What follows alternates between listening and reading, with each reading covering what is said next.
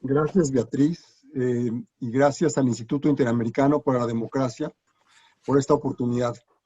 México está viviendo la reactivación de una vieja disputa que desde los finales de los 60, 70 se está dando, pero ahora bajo circunstancias nuevas. La disputa es sobre si debe ser una economía abierta o cerrada, sobre si debe haber más gobierno o más mercado, sobre si debe haber democracia o debe haber un gobierno más duro. Esta disputa ha vuelto y ahora revitalizada y agravada por el enojo de la población y de algunos políticos, y además guiada por el resentimiento y un profundo ánimo de venganza. La larga historia en corto es que las reformas económicas que comenzaron al inicio de los 80 vinieron después de que el gobierno prácticamente había quebrado, después de una década de lujuria en los 70. A partir de ese momento, se hicieron grandes esfuerzos por construir instituciones e implementar regulaciones con el objetivo de conferirles certidumbre tanto a los empresarios e inversionistas como a los ciudadanos en general.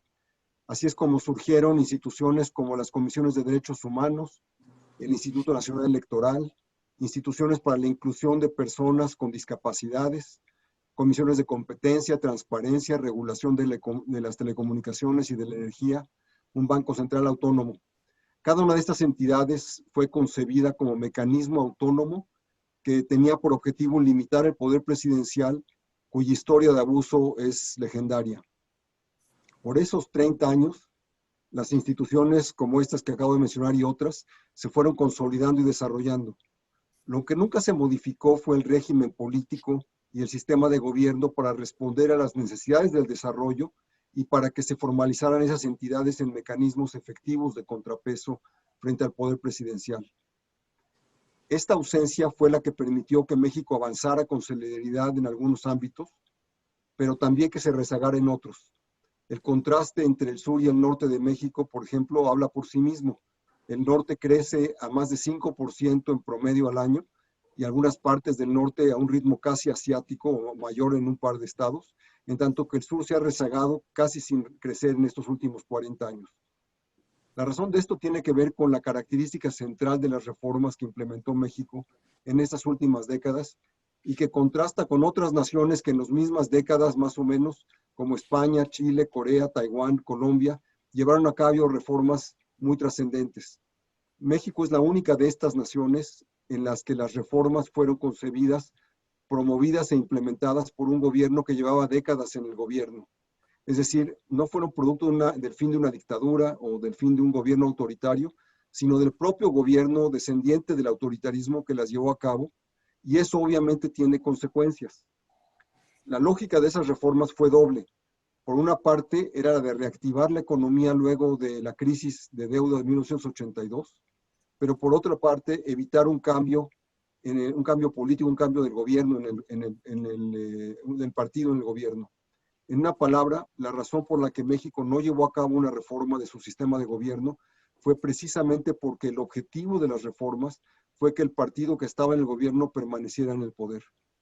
De esta manera, aunque hubo en 2000 una transición hacia el PAN, en el 2012 de regreso hacia el PRI y en 2018 a Morena, el sistema político no cambió en lo más fundamental de su estructura y el gobierno sigue siendo extraordinariamente ineficaz.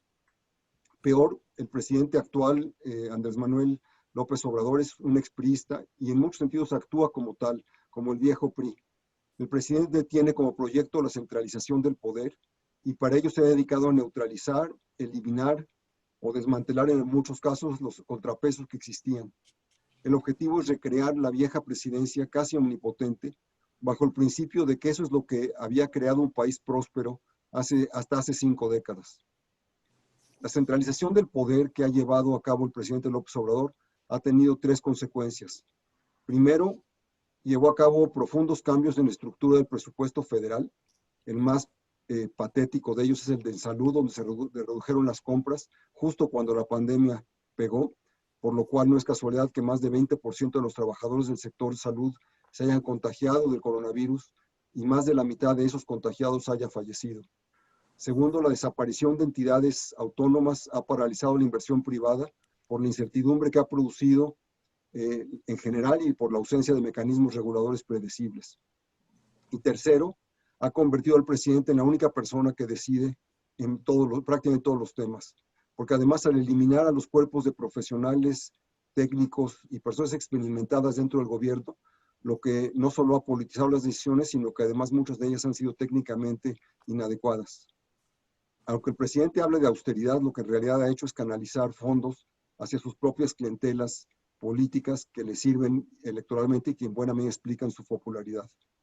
En estas condiciones, la pandemia ha sido administrada con objetivos políticos y electorales más que de salud, lo que explica los niveles tan altos de mortalidad y en particular la longitud, el tiempo que ha llevado esta pandemia y que sigue creciendo el número de contagiados. Luis, te queda un minuto. La pregunta clave es cuál será la repercusión política de esto. En un país democrático la respuesta podría ser, si no obvia, al menos predecible, pero con las formas predemocráticas que México todavía tiene, donde el presidente sigue teniendo tanto poder, el resultado no es tan obvio, porque este aprista era tan efectivo que conquistó las mentes de las personas y eso ha hecho muy difícil que se creen organizaciones civiles independientes. Y ese va a ser uno de los factores clave para lo que pase en el futuro. Yo veo 3 escenarios hacia el futuro. Uno es que el presidente se radicalice, otro es que se paralice y otro es que cambie. Comienzo por el tercero. México necesita reformas profundas que los presidentes anteriores no llevaron a cabo porque las condiciones políticas lo impedían, o porque ellos no estaban dispuestos a correr los riesgos que eso impedía, o no se dedicaron a construir la base política para hacerlo. El presidente López Obrador tiene la posibilidad y tiene la base política para llevarla a cabo, pero todo en su biografía lo hace imposible. La paradoja es que él podría ser el gran líder del futuro, pero para él el riesgo de una catástrofe económica ha sido una de sus motivaciones principales, y eso es lo que ha hecho que lo más probable es que en vez de que haga grandes cambios, se paralice y lleve al tercer escenario, que es que se radicalice o que siga radicalizándose de una manera tanto en la retórica como en materia no económica, sino política y judicial, como ilustra su propuesta de llevar a cabo una consulta popular para iniciar procesos judiciales contra expresidentes. Concluyo con un dicho muy mexicano que revela la naturaleza del sistema político y del humor social. Dice, como dice ese viejo dicho político, no hay mal que dure 6 años, ni pueblo que lo aguante. Muchas gracias.